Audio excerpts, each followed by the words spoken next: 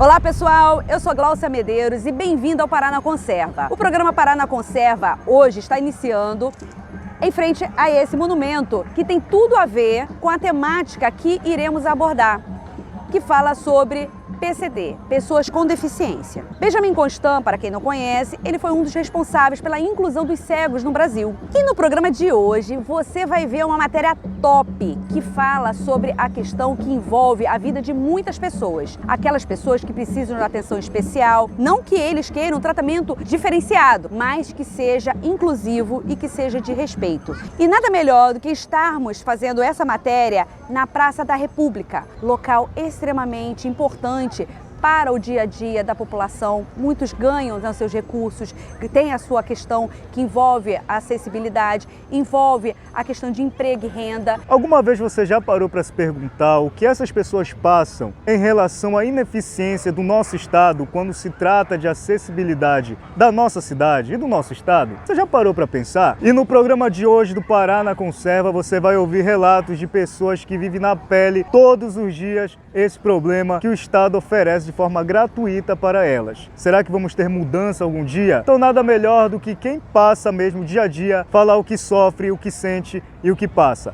Se liga aí. Estamos aqui na Praça da República com a Andresa, que contará um pouquinho da sua vivência aqui na Praça da República num domingo de manhã. Tudo bom, Andresa? Tudo bom. Andresa, conte um pouquinho para nós quando que começou, né? Se você possui deficiência visual desde a infância ou se foi adquirido ao longo do tempo? Bom, eu nasci com a patologia, né? Mas só foi descoberto quando eu tinha 15 anos de idade. 15 anos de idade. Como é que foi a sua infância sem ter o diagnóstico, assim? Teve diagnóstico? Não, só com 15 anos mesmo. Mas desde os 6 anos eu usava óculos de grau, né? Mas só mesmo grau. Mas com 15 anos que foi descoberto a patologia. E a questão é da inclusão, né? Você tem alguma dificuldade de passear, de andar aqui na Praça da República? Sim, muito. Não tem piso tátil, que seria muito bom, né? Já que a praça ela é grande e tem muitas curvas, né? Então seria facilidade para nós andar assim sem problema nenhum se tivesse um piso tátil. Como é que você analisa a questão desse atendimento especializado aqui no seu município? Bem ruim mesmo. Qual, assim, a maior dificuldade que você enfrenta? Nas ruas. Nas ruas? Nas ruas. Treinamento é feito, assim, constantemente? Vocês têm algum centro especializado que faça esse atendimento? Temos, isso a gente tem, que é o Instituto Álvares de Azevedo. Lá a gente é uma escola, né, para cego, uma instituição para cego. E lá a gente tem acompanhamento, temos aulas, tanto que tem a aula de mobilidade, que é andar com a bengala. Eles nos auxiliam. Tem aula também que nos ensina a como lidar com as coisas dentro de casa, né? Lavar, até mesmo cozinhar. Mas assim, fora de lá é muito difícil, porque nem sempre a gente tá apto a tá andando na rua por conta de dificuldade que a gente encontra mesmo. Calçadas não estão niveladas, buracos, barracas que a gente encontra no meio da rua. Às vezes, quando tem um piso tátil, as pessoas estacionam moto, estacionam carro. Torna muito difícil pra gente essa parte. Você tem alguma experiência negativa ao longo desse tempo que, assim, você ficou traumatizada ou causou algum desconforto muito grande em relação a essa parte da mobilidade urbana? Sim, bem próximo de casa, quando eu estava vindo do cursinho, eu ainda tinha um pouco de resíduo, não precisava do auxílio da bengala, mas tinha um pequeno bueiro. Eu acabei caindo nesse bueiro. Isso ficou bem marcante para mim, porque poderia ter, né, a própria tampa, tal. Assim como eu caí por eu ser deficiente visual, qualquer outra pessoa também poderia cair. Qual o recado que você dá para as pessoas que são as responsáveis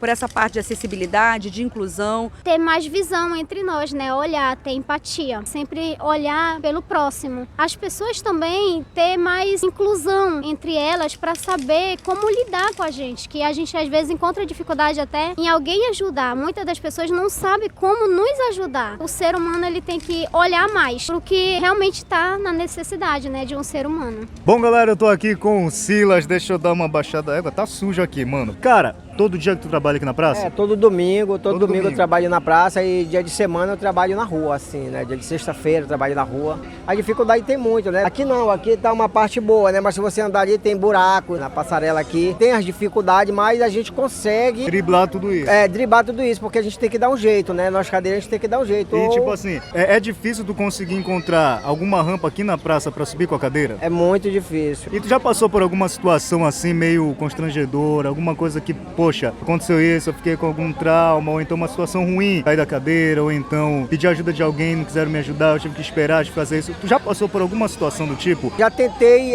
não tinha uma rampa, né? E eu Posso sentar aqui? Pode, e então chegou na hora, eu tinha que passar, e na hora eu fui tentar passar, e a cadeira, na hora que eu pulei, a cadeira deu de lado e eu caí. Aí na hora as pessoas correram, me ajudaram, né? Elas falaram sobre isso aí, né? Nosso governo não olhar para esse lado, né? Pra gente da acessibilidade, né? Eles não olhar para isso, né? Eles começaram a falar, né? E eu disse, desse jeito, né? É o país que a gente vivemos, né? Mas dias melhores virão, eu creio, quando Jesus voltar. Mas você encontra dificuldade nas ruas, nas praças, onde você mais encontra dificuldade mesmo como cadeirante? Nas ruas, nas praças, né? Em todo canto. Em todo canto tem. Todo canto tem a dificuldade, né? Seu Silas, em relação à higiene, a questão da asepsia, essas coisas, o senhor recebe algum auxílio do governo? Não tem isso aí, né? Isso aí era para ter, né? Nosso direito, mas nós não tem. Por quê? Porque eles pegam, eles desviam, né? E a gente tem que trabalhar para poder comprar nosso material, né? Material higiênico, de limpeza, de tudo, porque o cadeirante, ele precisa, né? Ele usa bolsa de colostomia, ele usa bolsa para urina, ele usa, às vezes tem ferimento, ele tem óleo, tem um bocado de medicamento, né? Curativo. Então, chega lá nesses postos, não tem, né? E a gente tem que comprar. É caro. E é caro, né? Um esparadrapo é 20 reais, um negócio de curativo é 50, 60 reais. E é caro, né? Então, se a gente não trabalhar, a gente não temos como comprar. O Estado, ele fornece algum centro de reabilitação, alguma coisa assim que tu possas contar? Tenho sim, né? Mas a gente temos que ir até lá, porque não tem um carro, não tem uma van, não tem um ônibus que possa pegar e até na pessoa, a gente ligar para lá para buscar nós, para nós irmos até lá, e a gente tem que subir nos ônibus, as pessoas têm que nos ajudar, chega na hora os ônibus não prestam o elevador. O senhor já nasceu assim ou aconteceu algum acidente que acabou fazendo o senhor se tornar cadeirante? Não, isso foi um acidente, né? Faz 7 anos atrás isso foi um acidente. E eu fiquei assim. E eu passei quase um ano em depressão, mas depois daí eu botei na minha mente, na minha consciência que eu não sou o primeiro nem o último, né? Então eu corro pra luta, pra batalha, porque eu tenho uma família, né? Graças a Deus que Deus me deu e eu trabalho, luto por elas. Agora eu quero que o senhor mande um recado para as pessoas responsáveis, competentes, aquelas pessoas que deveriam olhar com mais carinho para isso. O senhor que vive na pele, o seu lugar de fala. Olha para aquela câmera ali e mande seu recado aí, porque só o senhor sabe o que vive. Eu gostaria que ele botasse primeiro no coração dele o amor. Depois, ele ter a consciência, que eles olhassem para nós com outro olhar de carinho e de amor, né? E a gente tem que investir nesses tipos de coisas. Que eles possam ter mais consciência e amor pelo ser humano, pela humanidade. Isso aí, seu Silas. Obrigado, tá dá bom? Um abraço aqui. Não faz assim que eu me apaixono. Tamo junto, manda bom. Um abraço pra galera Um do Pará na Deus Conserva. abençoe, tá? Bom dia. Não, Pará na Conserva. Pará na Conserva. Tamo junto. Tamo junto. Um abraço. Põe farinha, que é bom demais. A MGM Marketing é uma empresa especializada em marketing direto, tanto nas mídias sociais quanto em sites pessoais ou corporativos, ajudando você ou a sua empresa a criar uma identidade visual para o seu negócio. Possuímos serviços diferenciados no mercado, nas áreas de tecnologia da informação, marketing multimídia e comunicação social. Ficou interessado? Entre em contato com MKT, MGM ou acesse MGM Marketing nas principais redes sociais. E estamos de volta no programa Pará na Conserva. E aqui no estúdio nós estamos tendo a honra de receber a Lorena Sampaio. Lorena Sampaio é mãe de um rapazinho de 12 aninhos que tem autismo e vai poder assim falar um pouquinho mais sobre a situação que ela vive, né, para poder dar uma educação de qualidade, uma vida, né, com uma qualidade de vida e um bem-estar social para o seu filho.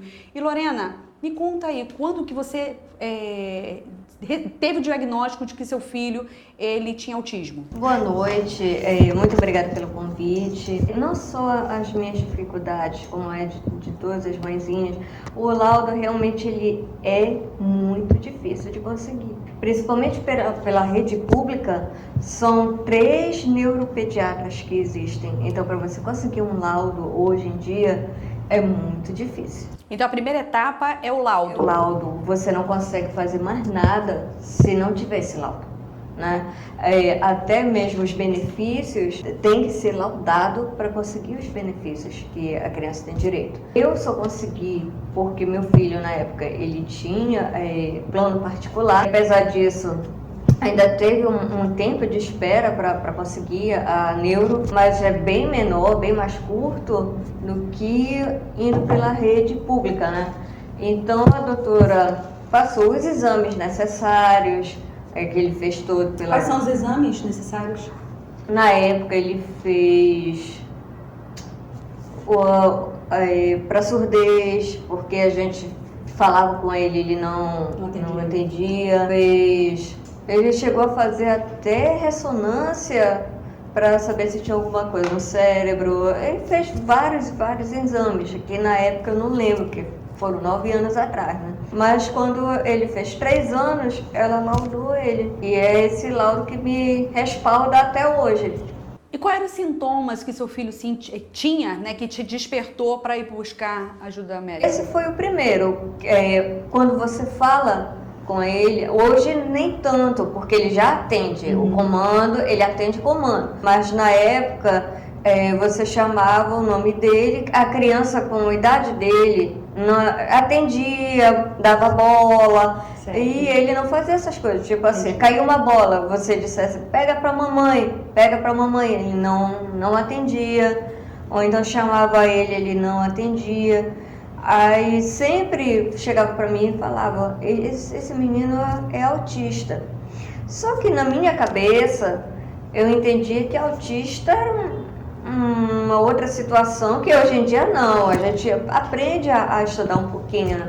Eu jamais, meu filho não é autista. Então tinha essa negação? Tinha. Como todas as mães, a gente diz que a gente passa um período de luto, que não é uma coisa que a gente aceita assim logo de primeira, porque até então, quando você espera uma gravidez, você espera que o filho nasça saudável, nasça como as outras crianças. Quando você recebe o primeiro diagnóstico, você recebe sim um impacto, mas aí vai de cada indivíduo absorver mais rápido esse impacto ou não.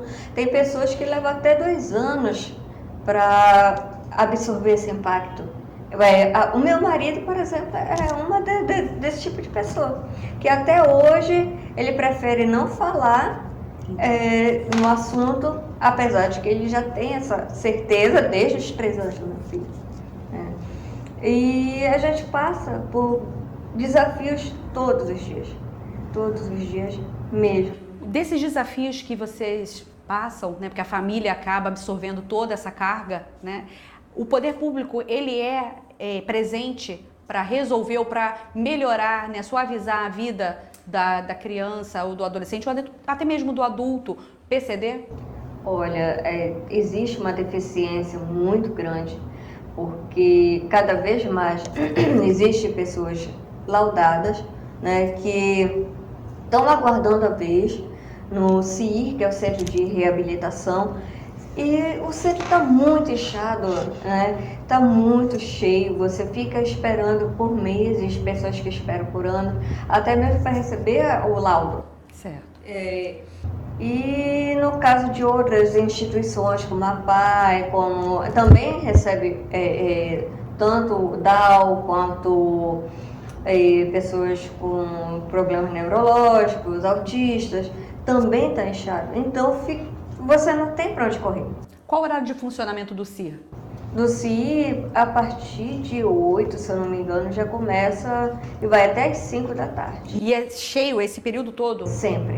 Sempre está cheio. Quais são as modalidades que o CIR ele disponibiliza para os PCDs? É assim, o CIR, ele disponibiliza, você vai no especialista e eles identificam quais são as modalidades que ele vai fazer dentro, porque, por exemplo, meu filho não precisa de fisioterapia, mas tem outros autistas e outros os deficientes que precisam de fisioterapia. Então eles vão diagnosticar quais terapias eles precisam no momento.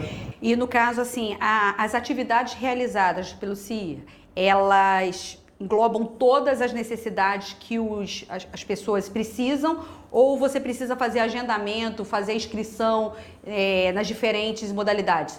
A criança, quando ela entra, ela realiza todas as atividades? Isso é bem verdade. Quando elas começam a fazer a terapia lá, elas têm todas as modalidades. Só que um determinado período, eu não sei te falar qual idade, mas eles desligam porque é muita gente. Então eles dão alta, digamos assim, para aquele paciente para poder entrar no próximo. Então, se você for prestar atenção, não tem uma atividade voltada para adolescente, para o adulto com PCD, principalmente os intelectuais, né? Porque o autista e o Down, hoje em dia, se ele recebe um tratamento digno, desde da primeira infância, ele tem capacidade dele ir trabalhar, dele ter a sua vida completamente independente de uma pessoa como uma pessoa normal. Independente, autônomo. Autônomo. Eu conheci pessoas, arquiteto, que na escola a primeira escolinha do meu filho, tinha um arquiteto que ele era autista, casado e com 2 filhos. Olha. Né? Já conheci um que vai se formar agora, o professor Renan, ele vai se formar em Direito. Então, mas foram pessoas que receberam apoio desde a primeira infância, né? Quando você já faz essas atividades tardio, tem uma certa dificuldade. Não vou dizer que é impossível, mas é bem mais trabalhoso do que você trabalhar desde o início. Então, por isso é importante o laudo desde a primeira infância, né? E esse é o problema que a gente enfrenta. E no caso, essa parada, quando eles falam assim, recebeu alta, esse aprendizado que a criança, né, o adolescente, né, a pessoa, o PCD, ele recebe, ele consegue resgatar, ele consegue desenvolver novamente, ou ele tem um retrocesso quando ele tem essa parada? Alguns têm um retrocesso e outros a família já começou a absorver algumas atividades, algumas bases e já começa a praticar em casa. Então eles têm capacidade, alguns têm capacidade de dar continuidade na vida adulta, na vida adolescente, mas realmente deveria ter mais programas voltados tanto para adolescente quanto a vida adulta, porque quando você fala em PCD, você logo lembra crianças, mas essas crianças elas vão crescer, elas vão se tornar adultas. Então, assim, existe um problema estrutural, na sua opinião? Com certeza. Existe esse problema. O que, na sua opinião, enquanto mãe, né, enquanto familiar, aonde, assim, que está o gargalo, né? Você já falou, mas, assim, seria legal, né, deixar isso bem explícito, porque você vive, né, essa realidade já há vários anos, né? Então, na sua opinião, o que poderia ser melhorado para que essa criança, ela tenha acesso, né, e seja, de fato, incluída? Olha, na minha opinião, falando em questão de terapia, os profissionais deveriam ter mais amor na profissão. Não só... Não tem amor? Alguns não. Alguns estão lá pelo dinheiro mesmo. Já sentiu na pele alguma coisa? Já, sim. Já. Os primeiros fonos que meu filho fez, eles faltavam, chegavam atrasados. Para minha sorte, eu tive uma doutora, uma terapeuta ocupacional, que você sentiu o amor que ela tinha por todos os pacientes dela. Tanto que meu filho desenvolveu o que ele é hoje por causa dela. Não sei se pode citar nomes, mas eu prefiro não citar, porque ela foi uma pessoa maravilhosa na vida dele. Hoje em dia, a autonomia que ele tem se deve a ela, né? Mas já a questão do fono, ele teve essa dificuldade, ele passou por vários e vários fonos e nunca parava nenhum. E até hoje ele tem dificuldade para se... Desculpa. Até hoje ele tem essa dificuldade para se comunicar. Ele fala palavras soltas que não tá naquele contexto. Você está conversando, de repente ele fala alguma frase que ele ouviu, mas dele chegar a solicitar, mamãe, eu tô com fome, ou me chamar de mãe, ele sabe que eu sou mãe dele, ele me chama quando ele quer. Mas assim, de dizer, mamãe, tô com fome, quero ir no banheiro, necessidades básicas fisiológicas do dia a dia, ele não se comunica, né? Já estamos nos dirigindo ao final da nossa entrevista. E assim, eu poderia ficar, né, muito tempo, porque são muitas curiosidades enquanto profissional do ensino também, mas é mais pela questão realmente da acessibilidade, porque crianças, né, se tornam adultos, como você mesmo citou, né? E nessa questão, quais são as considerações finais que você pode fazer, até mesmo como orientação enquanto, né, o teu direito de fala, né, para falar como mãe, como responsável, o que você tem assim a acrescentar, né, até mesmo dar de opinião para o poder público poder melhorar os serviços? Na minha opinião, deveria formar profissionais, principalmente na parte escolar, para que possa ter uma ajuda, não ajuda não é a palavra certa, para que possa Auxiliar a detectar logo de início, então, que a pessoa, início.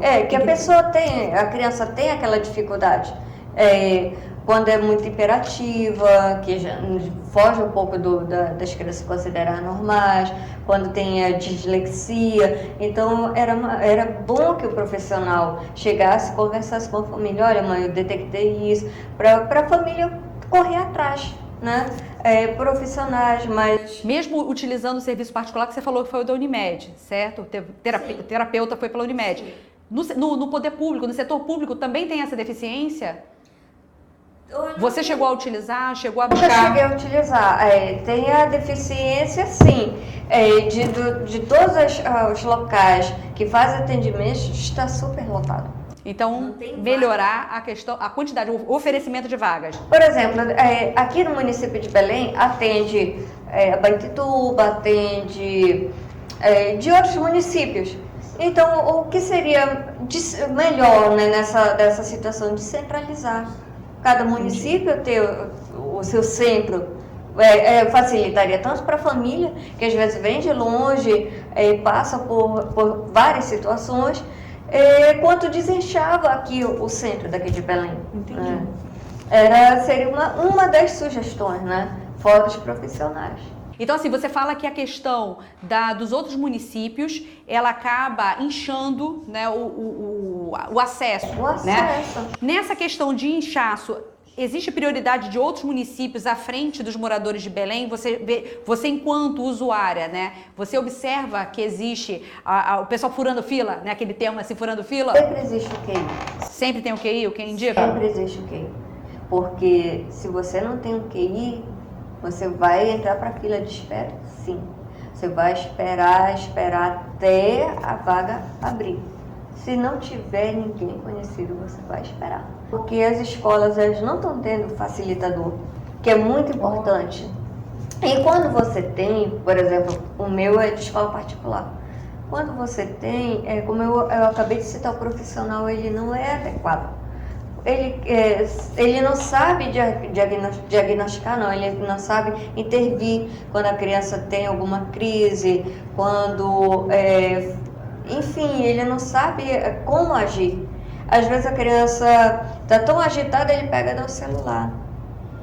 Devia ter uma especialização, alguma coisa desse tipo, ao meu ver, né, como mãe, porque você entra numa escola, paga uma escola que não é tão barato para ver a criança fazer coisas básicas, sabendo que ele tem a capacidade pode até não se igualar à turma, mas chegar bem próximo.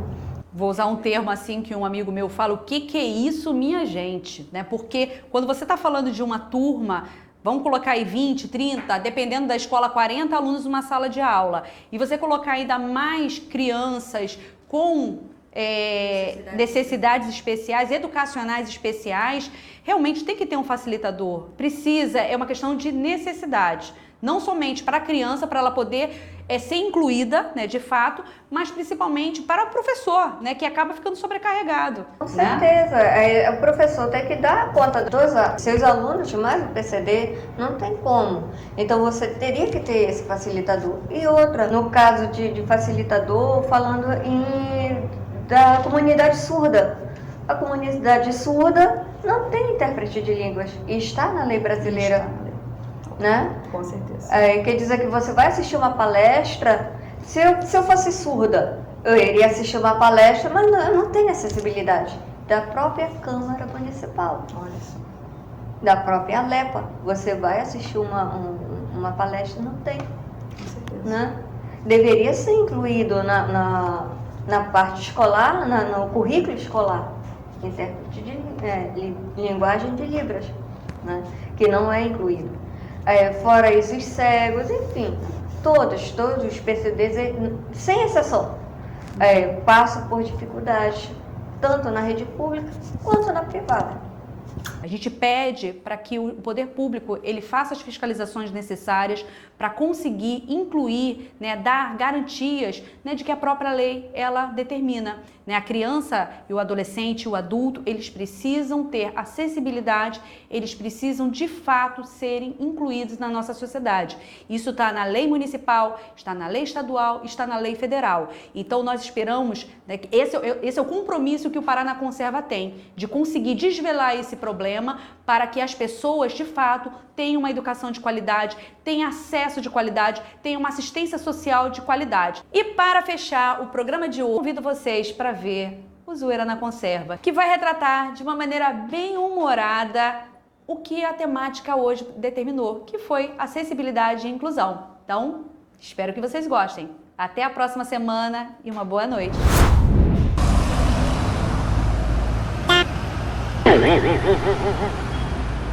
Ai, que ódio, não acredito! Além de passar dificuldade, ainda para na parada errada. Tem que quebrar a cara dele. Ai, esse Léo me paga também, quero que ele tá me enganando. Ele pensa que eu não vou pegar, hoje eu pego ele. Aí ele tá pensando que ele me engana, eu botei um chip nele. Ó, tô falando, ele tá aqui.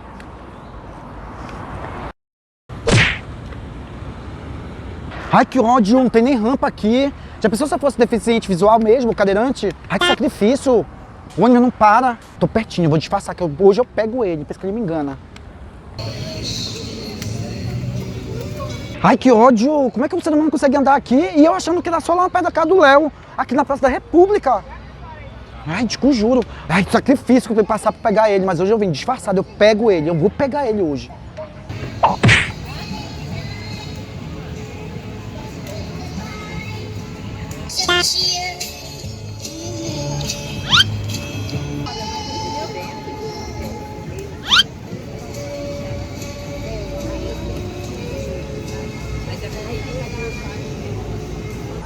Ai, que absurdo! Gente, vocês estão vendo isso aqui? Praça da República, cadê a acessibilidade?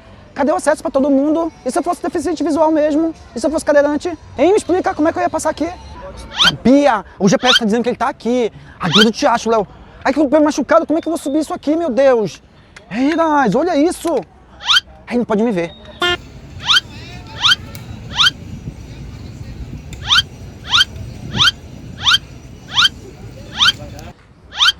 Ih, a rocha acabou, como é que eu vou subir agora aqui? Ai, Léo, tu me paga, Léo, assim que eu te pegar. Olha a dificuldade. Olha o que tu tá fazendo eu passar, mano, que eu te esgano hoje, Léo.